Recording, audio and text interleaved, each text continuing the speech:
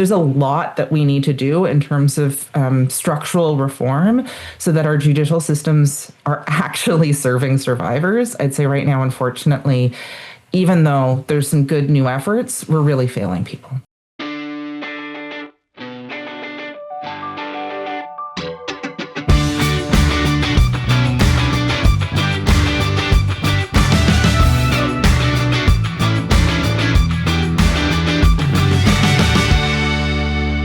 Back on Closer Look on this Tuesday, the 20th day of January. Well, dare I say it, can open, worms everywhere, following last night's epic episode. Yeah, a lot of reaction to that episode. Yeah. I'm blown away. I thought it was a very reasonable conversation about apparently you and I and Derek are in the minority. There were a lot of people saying that we were fear mongering yesterday. Yeah. I completely disagree with that. Yes. And let's tell everybody why we disagree with that. Yeah. Well, first of all, we've seen the things that President Trump is doing with Greenland. Yes. And it is a discussion that's happening across the country from experts far smarter than you and I, talking about the many issues this raises for Canada. Whether they, for one, are we going to send troops to Greenland in support of our NATO allies there? How do we respond to Donald Trump on this? This is also a president who, I think today's his 1 year anniversary of his inauguration. It is, yes. Has spent a lot of that year talking about his desire to see Canada become the 51st state. So now that we hear him using rhetoric like, I'm going to take Greenland one way or the other, you start to wonder if that kind of thing could apply here. People much smarter than us are talking about it. Michael Ignatieff wrote about it in The Walrus the other day, former Liberal leader. Right. Just want to repeat his quote. Canada and Mexico will watch what happened in Venezuela, which is another example of some things that Trump's been doing, and begin thinking the unthinkable. What if they have to defend themselves not against Russia and China, but against their next-door neighbor? A lot of other experts are talking about this. Adam Gordon is a person who advised the Minister of Foreign Affairs, his senior legal and policy advisor to the minister. So behind the scenes, talking to the minister about all the different tentacles of these big issues and sort of what happens when you make one decision over another. We have a chance to talk to him. And this is also a person who co-authored a column in the national newspaper and the Globe and Mail saying we need to start preparing for this possibility. He's not saying, and we're not saying that this is inevitable, this is happening. This is a possibility. And then what happens when we wake up this morning? We wake up this morning. What's the line story in the Globe? To the Globe and Mail, take these off so I can see, exclusive. The first thing on their website, military models Canadian response to hypothetical American invasion. Absolutely. And so the Canadian military is thinking about this. That's right. So it's not just Closer Look. It is not just us. And I think it's clear, the article's clear, and our interview with Adam Gordon was very clear. No one's saying this is inevitable. This is probably very unlikely this is going to happen. For sure. But it would be irresponsible as a government. The government would be irresponsible to not even be thinking about this. There's not something. And this from Adam, a guy who had a seat at the table. Yeah, absolutely. Right. He's been a part of these discussions. He's there, so he would know what kind of discussions are happening behind closed doors. Absolutely. And you mentioned the anniversary of Trump's inauguration. I think it was Derek who mentioned I think you said chump. Did I? Well, yeah, look, if the shoe fits. That's your words. Derek mentioned that Trump posted, what was it, an image of a map? Yeah, an AI-generated map. An AI-generated map that had an American flag over Canada. Over the whole, all the Americas, right, including Canada. So again, so it's late at night. He's posting on Truth Social, things like that. But we're fear-mongering. Yeah. For the record, nobody's saying the American forces are coming over the border tomorrow. No one's talking about that. No. But we are talking about on this show the things that people are talking about. And there are many experts in the country saying that this is something that needs to happen, that needs to be being done. And so we had a conversation about it. It was a great conversation. You take from it what you must. That's right. That's what I would say. And continue to hide behind your keyboard if you must. That's right. And I have no doubt we're going to be talking more about this. I mean, every day it's as the Prime Minister said, it's an escalating situation. Yes. Who knows? I hope cooler heads prevail. That's always what we do. Because again, I still keep coming back to this idea. It's as Adam talked about how if you take lessons from history, things inevitably change. Everything changes, but to see the relationship between America and Canada the way it is now is still to me it's mind blowing, and it's unthinkable that we're at this point now where we're talking about the fact that we're not friends. We're not friends, and then Carney said it again today. What he said when he sat down on our podcast last year, that it's changed for good. It's not going back to the old way. And so this is where we stand, Scott. And we do mention the Prime Minister because we are liberal-funded media, as so many people like to point out. But again— sarcasm, of course. Sarcasm, of course, yes. very sarcastic. I'm in one of those moods. Yes, I can tell. I have been all day. Couldn't wait to get in here tonight. I know. I could tell. You're just kind of looking at staring in the door. I was. Nobody was here. Let's story of my life. Let's move along to human trafficking in tonight's episode. Yes, Scott, we're going to talk about human trafficking tonight. We're actually going to revisit an episode we did before Christmas. There was a lot of new statistics that came out about human trafficking in Canada, and we interviewed Julia Drydyk. She's with the Canadian Centre to End Human Trafficking. And this organization also runs a call center for victims or families who can call, and they do wonderful work behind the scenes that we don't ever get to see. And human trafficking is in the news all the time. If you Google it right now, for example, there's tons of news stories across Ontario. There's a big trial in Barrie regarding an alleged human trafficker. There's been some big high-profile arrests in Toronto and Halton regions. And then I don't know if you saw, but there was also a major bust in the summer. An Oakville sushi restaurant. Right. 2 employees were accused of trafficking in multiple workers from Mexico. They were living in terrible conditions, allegedly, and 2 people were charged. And the restaurant was back in the news this week. Our team at Oakville News wrote about the fact that because of the alleged bad behavior that went on in this restaurant, the liquor licensing folks pulled their liquor license, right? Because you have now they want it back. You have to be an upstanding operation, right? And so they fought to get it back, and basically the tribunal said, no, we're not giving it back to you. And they're still denying. The ownership is saying they had nothing to do with what happened there, so they shouldn't be punished. But the liquor license. So if you go to, I think it's called August 8th restaurant in Oakville. If you want to get some sushi, you can't have a beer with your sushi because of that. But the human trafficking issue is one that continues to come on our radar in Ontario. And we sat down with Julia and talked in detail about the data that they're seeing, the statistics they're seeing, why it's on the rise, but also why there's some reason for hope. Before we get into the specifics, Julia, tell us a bit about your organization and its mission. Yes, the center was founded in 2016 with what I'm told is the incredibly bold mandate of actually ending all forms of human trafficking in Canada. So while most people are becoming more familiar with sex trafficking, we're also finding that labor trafficking is far too prevalent across Canada. So we do this in a couple different ways. One is in operating the Canadian Human Trafficking Hotline, and that's the source of some of the data of the most recent report we did. But we also do education, awareness, convening, knowledge building, advocacy, and public policy work. All right. Thank you for that explanation. Okay, your organization recently released some data that I want to talk about. But before we do, let's talk about the StatsCan numbers that were reported this week. They looked at human trafficking data from 2014 to 2024 nationally and found during that 10-year span there were over 5,000 incidents reported by police. I assume that number did not surprise you? No, and that's only really the tip of the iceberg.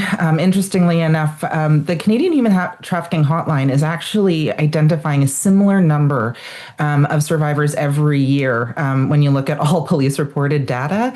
But less than 10% of those people contacting the hotline are actually in a place of readiness to engage with law enforcement. So we actually feel like those numbers add to each other and that there's probably not a lot of duplication in what it is that we're identifying. That's a great point. In terms of the national average, Ontario was quite higher than the national average at 2.3 incidents per 100,000. Can you speak a little bit to why in Ontario it's a little more prevalent or a lot more prevalent than in other places? There's a whole bunch of factors behind that. And part of it is that Ontario just has the highest population density when it comes to other provinces. So we know that trafficking, and especially sex trafficking, is about profit. And it's about connecting to those commercial sex markets. And basically where you've got a city or an urban center, you've got a commercial sex market. But we've also seen the highest per capita investments in human trafficking awareness, prevention, and detection in Ontario compared to any other province. So they really are setting the standard in terms of prioritizing it, making sure there's a robust strategy in place, and putting dollars behind, again, that awareness and education.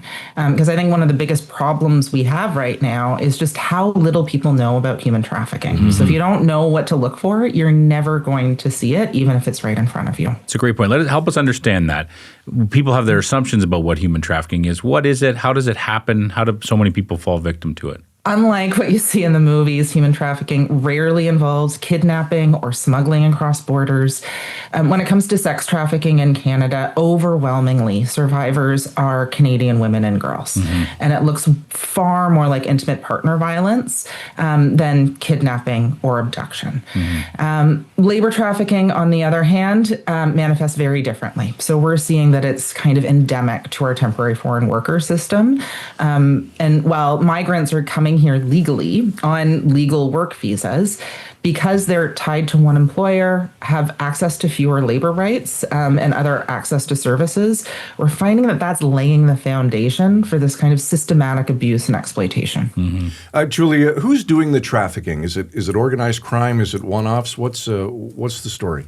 That's a great question. And I think when I did research on human trafficking corridors in Canada in 2019 and 2020, and we know that there's a relationship with organized crime, but it's not manifesting in the same kind of hierarchy of organized crime, which makes it even harder to detect.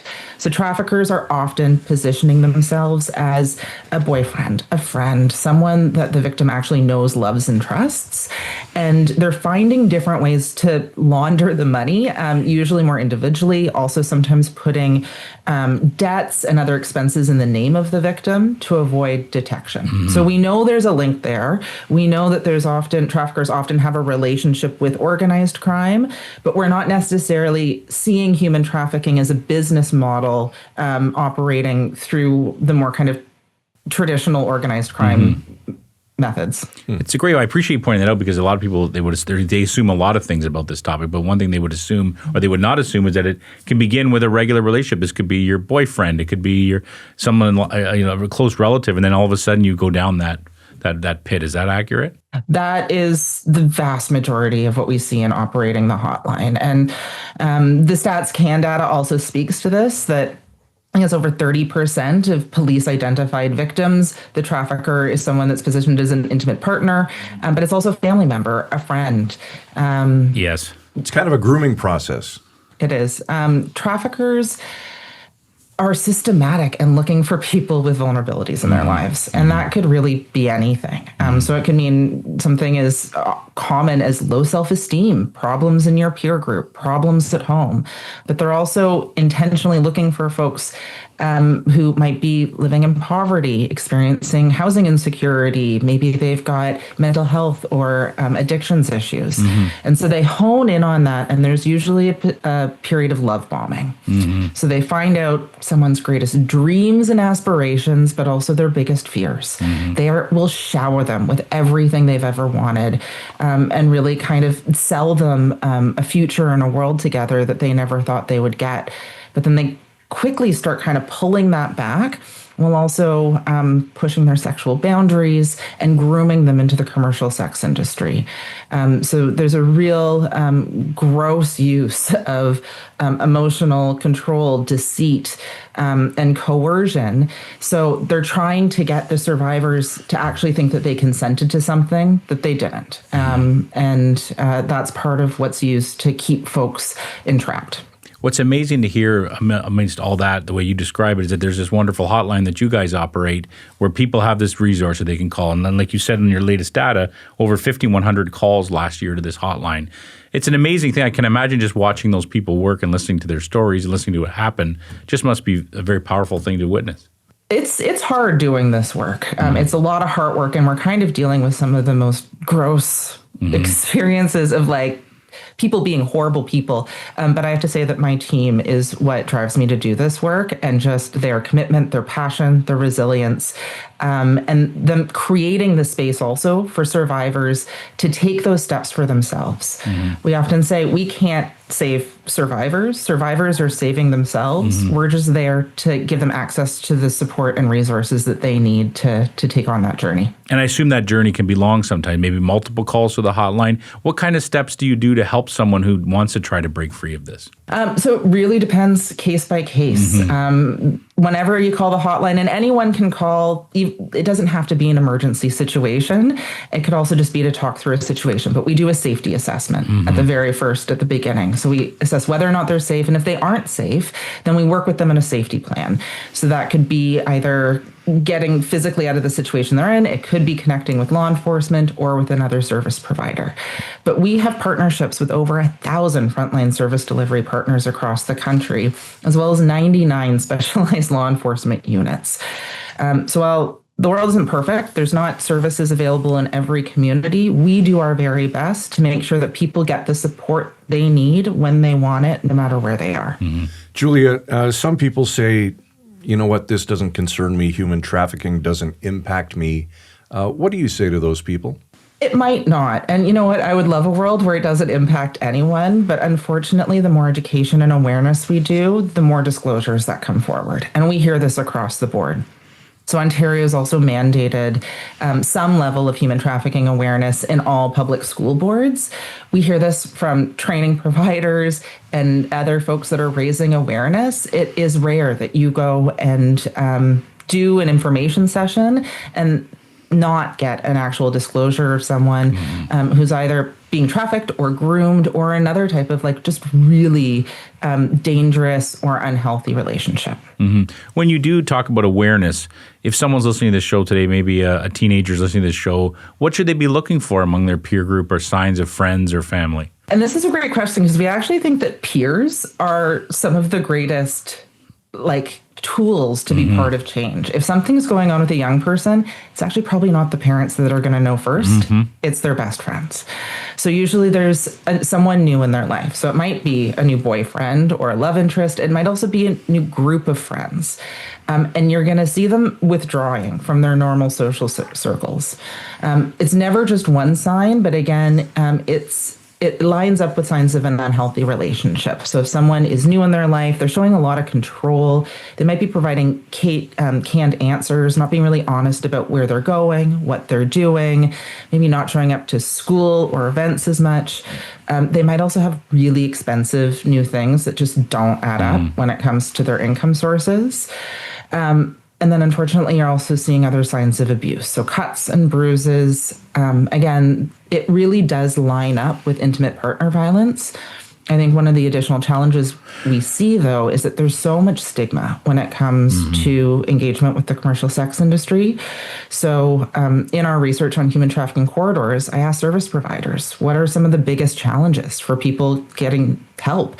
And they said stigma. Stigma was the number one thing that kept them from reaching out for support. And that's being used by traffickers too. They're leveraging that to keep them isolated and telling them things like, no one will ever love you again. Who's going to trust you? Julia, let's talk political involvement for a sec if we can. If any politicians are listening or watching tonight, what more needs to be done? What's your message to them? So at a federal level, I think everyone in the anti-human trafficking sector is waiting on bated breath for the renewal of the federal anti-human trafficking strategy. And we'd like to see that be more intentional around prevention. But we also at the provincial level need to make sure that every province has an anti-human trafficking strategy in place that will be renewed in perpetuity until we achieve our mission of eradicating human trafficking. And it's actually well-resourced. We can't just do this off the side of our desks. We need to make sure there's intentional resources available across the social services sector. And we see this too. Traffickers are really good at avoiding detection. And so if there's an area where there aren't targeted investments around education awareness, where there aren't intentional law enforcement units, they go to those places where they're not going to be detected so they can, avoid any trouble. I do want to go back into some of the details of the previous reports, and we appreciate again all your time, Julia. What struck me too, StatsCan lists the cities that had the most police reported incidents, and I think Guelph topped the list in Ontario. Would that be because it's more rampant in Guelph, or because the people are reporting it more to police? It lines up also with our data just in terms of we are also seeing that small rural communities and hamlets are reaching out to us. And the total number is lower, but when you look at it in relation to the population density, it's actually an overrepresentation. Again, we're also seeing significant investments in anti-trafficking work in Ontario, and Ontario is one of the few provincial jurisdictions that have interjurisdictional law enforcement units that actually communicate, collaborate, share case data, so that when traffickers leave a municipal area, they're not having to start from scratch in terms of their investigations. But we also know that the 401 corridor is a major human trafficking corridor across Canada. The traffickers are systematically kind of going, even starting as much as in Montreal, and then going city to city across the 401, even up until Windsor, kind of tapping into those commercial sex markets, but also avoiding law enforcement detection and keeping victims isolated and dependent on them. I think we touched on this a little bit before, but is it somewhat of a good news story that we're seeing the more police reported case? We're seeing even the fact that more people are calling your hotline means the awareness is out there. Is that accurate to say? I think so. And it sounds weird talking about it like a good news story, but unfortunately, this has been going on for decades. And folks doing this work have been seeing it for decades. Trends change here and there, but I really do think that the increase in numbers is a reflection of the power of education and awareness. And I think our theory of change is we need to get to a point of saturation where 90% of Canadians actually know what human trafficking is.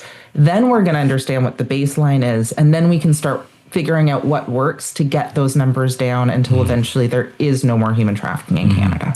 And from a prosecution perspective, I'm assuming it's very difficult to prosecute a case. For one, they're not reported very often, but when they are reported, it's quite the process to do that. Is that why we just don't see a lot of prosecutions? It's really challenging with our criminal code definition on human trafficking because it's almost entirely reliant on victim testimony, and it's an incredibly re-traumatizing and challenging experience. We also know that the average length of a trial is over twice that of any other major violent crime. And we're also seeing just really low prosecution rates. And so for good reasons, survivors are often saying, this is not in my best interest to keep going. And we're seeing this also in terms of charges around sexual assault and sexual-based violence.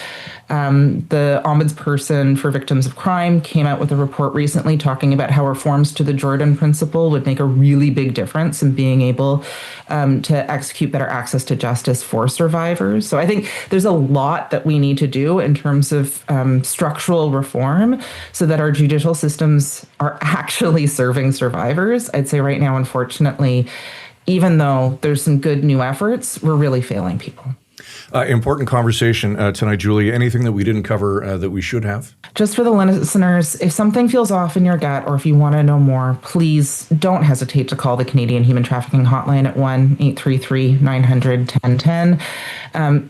The prevention calls are just as important as also responding to people in these horrible situations. All right, and we will flash that number on the screen and put it in the write-up so people have it handy. There's Julia Drydyk, the Executive Director of the Canadian Centre to End Human Trafficking. Julia, good to see you. We appreciate your time tonight. Thank you so much.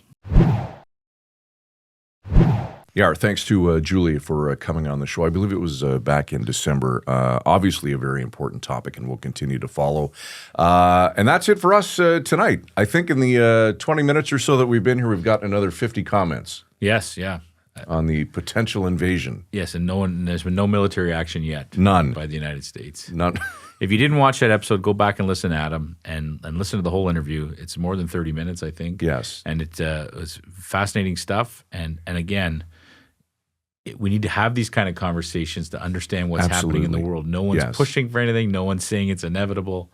Well, we want to have these conversations. You can find them here. Watch the conversation with Adam. You're right. Then go read the article that was in the Globe this morning. Read Adam's column and read Adam's and do some Googling of your own. Yeah. All right, good stuff. Closer Look at villagemedia.ca and closerlookpodcast.ca is where you will find us online, including every single back episode of the show. Feel free to sign up and subscribe. Someone just signed up. The comments, the sign-ups are coming in. This is going to go on all night long. Closerlookpodcast.ca for Derek Turner, executive producer of this evening's show, and Michael Friscolanti, our editor-in-chief. I'm Scott Sexsmith. Thanks for watching. See you tomorrow night, 7 o'clock, right here on Closer Look. Frisco and Scott's wardrobe provided in part by Moores, Sault Ste. Marie.